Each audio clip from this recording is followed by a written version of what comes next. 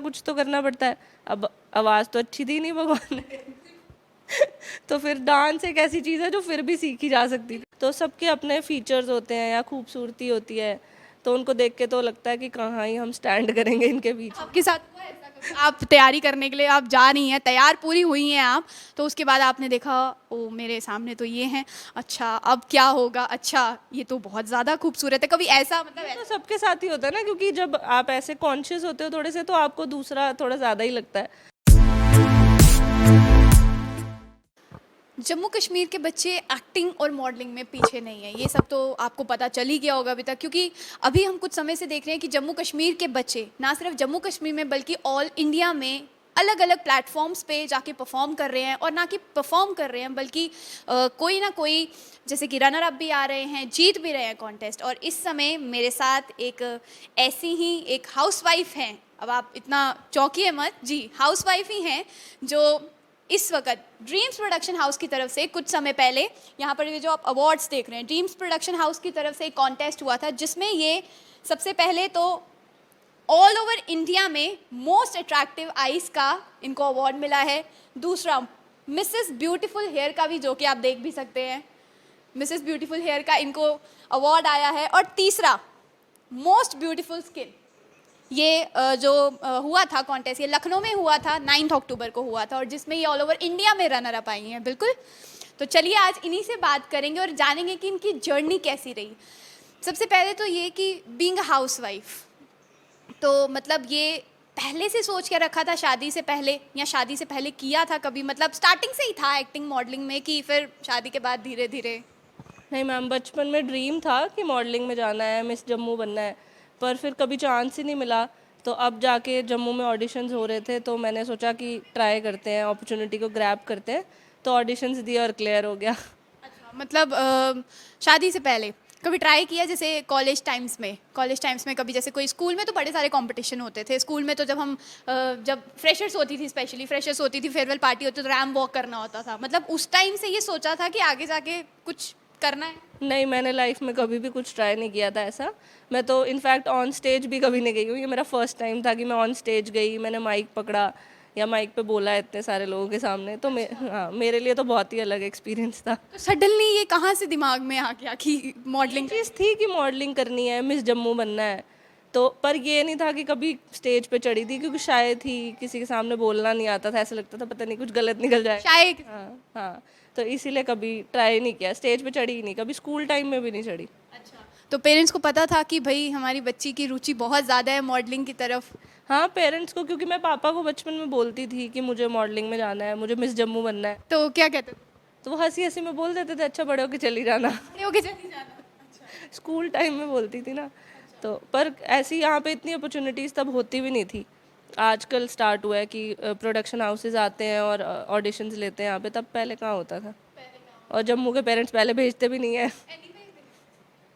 अच्छा, कभी फ्रेंड्स ने, ऐसे ही स्कूल में बैठे हो, कभी फ्रेंड सर्कल्स में, मतलब किसी दोस्त ने कहा यार तू तो बहुत अच्छी है यार, तू तो कर भी लेती है, तेरे अंदर तो करने की है भी है, इच्छा भी है, और तू करना भी चाहती है, तो ट्राई क्यों नहीं करती है, किसी कंपटीशन के लिए जा, सोच, कभी ऑडिशन दे?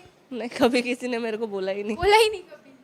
क्योंकि मैंने कभी किसी को बताया भी नहीं इनफैक्ट कि मुझे ऐसा जाना है या ऐसा। हाँ, अपना वो ड्रीम था, पर शायद ही ना किसी को क्या बोल सकती थी खुद ही में नहीं होता था कि क्या बोलूँगी किसी को। पढ़ाई लिखाई की अगर मैं बात करूँ, स्कूलिंग कहाँ से हुई है? मेरी स्कूलिंग प्रेजेंटेशन कॉन्वेंट से हुई है। कॉलेज? मैंने कॉलेज किया है एमिटी यूनिवर्सिटी नोएडा से। नोएडा से किया है? तो उधर तो बड़े कॉम्पिटिशन्स होते थे, आप नोएडा जैसी सिटी में रह रही हैं, वहाँ पे तो बहुत बड़ा एरिया है, वहाँ पर तो बहुत अच्छे अच्छे कॉम्पिटिशन्स होते हैं। पर मैंने वहाँ पे भी कभी पार्ट नहीं लिया। वहाँ पे भी नहीं लिया कभी? वो क्यों? ऐसे ही एक दो बार कोशिश की, पर मैं स्टेज पे फ्रीज हो जाती थी पहले। प्लीज। मैं ब्लैंक हो जाती थी एकदम। एक वो क्या चक्कर, मतलब इतनी सारी ऑडियंस को देख? हाँ, इतनी सारी ऑडियो, स्टेज फियर था ना, अब जाके निकला है। अच्छा, तो अभी क्या मैं कंपटीशन की बात करूँ, जब अब इसके लिए ऑडिशन के लिए जा रही थी, तो ऑडिशन टाइम में लगा कि ऑडिशन में सेलेक्ट हो जाऊंगी, कि पहले ही सोच के रखा था कि नहीं ये जीतना है?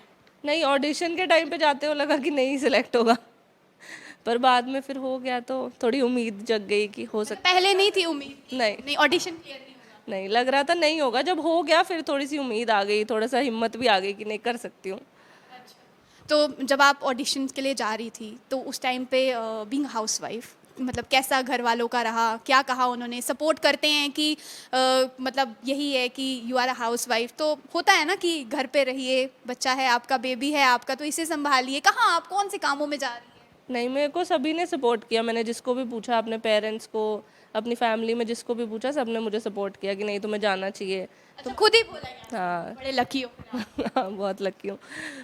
अच्छा, उसके बाद ऑडिशंस पे तो चलो आप हो गई सेलेक्ट, जब सेलेक्ट हुई तो उस टाइम पे घर वालों का क्या reaction? सबसे ज़्यादा तो मम्मी पापा को खुशी होती है कोई भी चीज़ में सिलेक्ट हो जाओ, क्योंकि उन्होंने ही फोर्स करा था कि नहीं तुम जाके ऑडिशंस दो, सिलेक्ट हो जाओगी देखना। अच्छा, तो ਤੁਹਾਡੇ मतलब आपके मम्मी पापा ने उस टाइम पे फिर क्या कहा? कुछ नहीं, क्या ही कहेंगे कि जो भी मतलब जीतो नहीं जीतो, बस ये सोचना कि कुछ सीख के आ रही हो। अच्छा, तो उस टाइम फिर जब आप निकली, जब आप सेलेक्ट हो गई, आगे आगे निकलना शुरू कर दिया, कितने राउंड्स हुए लगभग? वहाँ पे 3 से 4 राउंड्स होते हैं। टैलेंट राउंड होता है, इंट्रोडक्शन राउंड होता है, वॉक देखी जाती है, कॉन्फिडेंस लेवल, फिर क्वेश्चन आंसर राउंड, सब क्लियर करके फिर आप फाइनल। क्वेश्चन आंसर्स भी हुए? हाँ जी।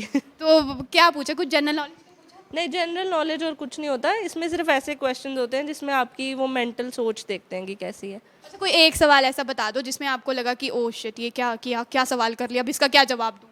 अब एक किसी से जैसे रोल मॉडल पूछ लेंगे किसी से, मतलब बहुत जनरल क्वेश्चंस होते हैं, वो बस देखते हैं कि आपका स्टेट ऑफ माइंड कैसा है। कोई भी ऐसा राउंड रहा जिस टाइम पे आपको लगा कि अब मैं ब्लैकआउट होने वाली हूँ, अब मुझे नहीं पता है कि मुझे नेक्स्ट राउंड में क्या करना है, मैं क्या करूँ? जब उन्होंने टैलेंट राउंड के लिए बोला तब मैंने कहा अब नहीं हो सकता टैलेंट राउंड, पर मैं पहले से इसके लिए प्रिपेयर होके गई थी, मैंने डांस क्लासेस ली थी। अच्छा, डांस क्लास? हाँ, ये तो मैंने पूछा ही नहीं आपसे। अच्छा, आप डांस भी करती हैं बचपन से? मैं नहीं करती नहीं हूँ, मैंने इसी के लिए डांस सीखा है। हाँ, इसी के लिए डांस सीखा क्योंकि वहाँ पे कुछ ना कुछ तो करना पड़ता है। अब आवाज़ तो अच्छी दी नहीं भगवान ने तो फिर डांस एक ऐसी चीज़ है जो फिर भी सीखी जा सकती थी। कितने दिन में लगभग क्लासेस ले ली डांस? मैंने 20 दिन, 20-25 दिन। 20-25 दिन में तैयारी पूरी। हाँ, अच्छा, टैलेंट राउंड में जब आप पहुंचे फिर क्या हुआ? टैलेंट राउंड में पहले तो नर्वस थी, फिर मैंने कहा करना तो पड़ेगा करना तो पड़ेगा, अगर स्कोर चाहिए, नहीं करोगे तो मार्क्स कट जाएंगे। क्योंकि जब आप वहाँ एंटर करते हो उसके बाद हर एक एक्टिविटी आपकी नोटिस होती है, हर एक चीज़ का स्कोर होता है वहाँ पे। Full observation. तो जब आपका टैलेंट राउंड भी क्लियर हो गया, कंपटीशन फील हुआ क्योंकि ऑल ओवर इंडिया से वहाँ पे बच्चे आए थे। आपने मिसेस में, आपने मिसेस कैटेगरी में किया था, मिस्टर के भी आए होंगे, मिस के भी आएंगे, तो आपको कंपटीशन थोड़ा फील हुआ कि यार बहुत कंपटीशन है, कैसे होगा? कंपटीशन तो बहुत ज़्यादा हाई होता है क्योंकि अलग अलग स्टेट से लोग आते हैं, अलग अलग जगह से आते हैं ना, तो सबके अपने फीचर्स होते हैं या खूबसूरती होती है, तो उनको देख के तो लगता है कि कहाँ ही हम स्टैंड करेंगे इनके बीच। आपके साथ हुआ ऐसा कभी? आप तैयारी करने के लिए आप जा रही हैं, तैयार पूरी हुई हैं आप, तो उसके बाद आपने देखा ओ मेरे सामने तो ये हैं, अच्छा अब क्या होगा, अच्छा ये तो बहुत ज़्यादा खूबसूरत है, कभी ऐसा मतलब तो सबके साथ ही होता है ना, क्योंकि जब आप ऐसे कॉन्शियस होते हो थोड़े से, तो आपको दूसरा थोड़ा ज़्यादा ही लगता है। वो लगता है कि यार इसने थोड़ा सा ज़्यादा कर लिया, शायद मैं ये कर लेती तो और अच्छा हो जाता पर वो तो चलता ही रहता है फिर। जब आप हो गए रनर अप, अच्छा रनर अप का तो बाद में बात करते हैं, जब रिजल्ट अनाउंस होना था उस समय क्या आपका उस टाइम पे आप क्या सोच रही थी? टाइम पे तो स्टेज पे लग रहा था मैं यहीं गिर जाऊंगी, अब जल्दी जल्दी से रिजल्ट बता दो क्यों। टाइम लिया पड़ा? हाँ, थोड़ा सा टाइम तो लेते ना, क्योंकि 2-3 राउंड उसी दिन, ग्रैंड फिनाले वाले दिन भी होते हैं, तो था जल्दी जल्दी बता दो यार, ख़त्म करो। ऑडियंस के सामने भी नर्वसनेस हुई होगी? हाँ, ऑडियंस वैसे तो इतनी ज़्यादा नहीं थी क्योंकि कोरोना की वजह से इतनी ज़्यादा नहीं हो रही ना, पर फिर भी वो स्टेज पे वॉक करना, फिर वहाँ पे सेलिब्रिटीज़ थे, प्रिंस, युविका और ये सब, तो थोड़ा सा उनको देख के हाँ नर्वस हो जाते हैं ना। अच्छा, जब आप रनर अप बन गए तो हस्बैंड का फ़ोन आया? नहीं, उनसे तो बहुत बाद में, अगले दिन बात हुई, क्योंकि ये रात को लगभग 3-4 बजे ख़त्म हुआ, तो फिर कहाँ ही बात। साथ में कौन गया था आपके? कोई भी नहीं गया। खुद ही गए थे? हाँ, वो क्यों? कौन जाता, बेबी को भी रखना था यहाँ पे, है ना, उसकी रिस्पॉन्सिबिलिटी लेते कि मेरे साथ वहाँ जाते। हस्बैंड का क्या रिएक्शन जब जीत गए, कि मतलब एक्सपेक्ट नहीं किया था या कुछ अलग ही रिएक्शन? नहीं, वो तो हमेशा से बोल रहे थे कि नहीं तुम जीत जाओगी, देखना तुम इतनी सुंदर हो, अच्छी हो, दिख जाओगी। तारीफ कर? हाँ, तो घर वालों ने फिर? कुछ नहीं, अच्छा ही रिएक्शन था, सब खुशी हुए। मेरी मम्मी तो बहुत ही ज़्यादा खुश हो गई कि अब तुम्हारे इंटरव्यू होंगे, सब तुम्हें जानेंगे, उनको तो सबसे ज़्यादा खुशी है इस चीज़ की। ये है हमारी जम्मू की लड़की दीक्षा शर्मा। अच्छा, अब फ्यूचर प्लान्स आपके क्या है? मतलब अब आगे भी कंटिन्यू करना है, क्योंकि अब आपका पहला शो था, तो इसके बाद भी आगे कंटिन्यू करने, आगे भी प्रोजेक्ट्स आपने लेने? जी मैम, मैं आगे कंटिन्यू करूँगी अगर मतलब मेरा ट्राई है कि मॉडलिंग या एक्टिंग में मैं चांस मिल जाए मुझे तो, पर अब देखते हैं क्या होता है। अच्छा, अब आगे कुछ ऐसा सीखने को मिला इस पूरे कॉन्टेस्ट से जो आपको लगता है कि मुझे इस पर भी काम करना चाहिए? बीइंग अ मॉडल, बहुत सारी चीज़ें ऐसी होती है जब हम किसी कॉन्टेस्ट में हिस्सा लेकर आते हैं तो बहुत सारी चीज़ें हम नोटिस करते हैं। तो कॉन्टेस्ट के बाद में आपको कुछ ऐसा लगा कि इन चीज़ों पर काम करना ज़रूरी है? बीइंग अ मॉडल, अगर मुझे इस लेवल में, इस फील्ड में आगे जाना है तो ये चीज़ों पर मुझे काम करना है। ऑल्दो मेरा ये पहला कॉन्टेस्ट था, बट स्टिल। हाँ मैम, सबसे क्योंकि बाकी लोगों को देखो, जिन लोगों को बहुत साल हो गए ना, तो उनका कॉन्फिडेंस लेवल एक अलग उस पे है, तो वैसा बिल्ड कर, हाँ मतलब एक अलग ही पीक है सच्ची में। तो आपकी कम है क्या? अभी तो कम ही है ना, अभी पहली बार था ना, वो 7th आ रहे हैं या 7th वाला चल रहा है, 8th, इतने इतने साल हो गए उनको, तो फिर वो फर्क तो पड़ ही जाता है ना। अब धीरे धीरे हम में भी आ ही जाएगा। धीरे धीरे आगे चलते जाना है, हाँ, रुकना नहीं है। रुकना नहीं है। तो आपने सुन लिया, ये हमारे जम्मू की लड़की दीक्षा शर्मा, जिन्होंने पहली बार एक इतने बड़े कॉन्टेस्ट में पार्टिसिपेट किया, और ना कि पार्टिसिपेट किया बल्कि रनर अप भी ऑल ओवर इंडिया आई हैं, और एक अवार्ड नहीं जीता है, तीन अवार्ड ये पीछे आप देख सकते हैं ये इन्होंने जीते हैं। तो फ्यूचर के लिए आपको बहुत सारी बेस्ट विशेस हमारी पूरी स्ट्रेट लाइन की टीम की तरफ से। आप ऐसे ही आगे बढ़ती जाएं, ऐसे ही जम्मू कश्मीर का नाम रोशन करते जाएं, और जितने भी लोग इस वक्त हमें देख रहे हैं, आप भी कुछ ना कुछ सीख सकते हैं। आपके पास भी बहुत सारे ऑप्शन हैं आगे जाने के लिए।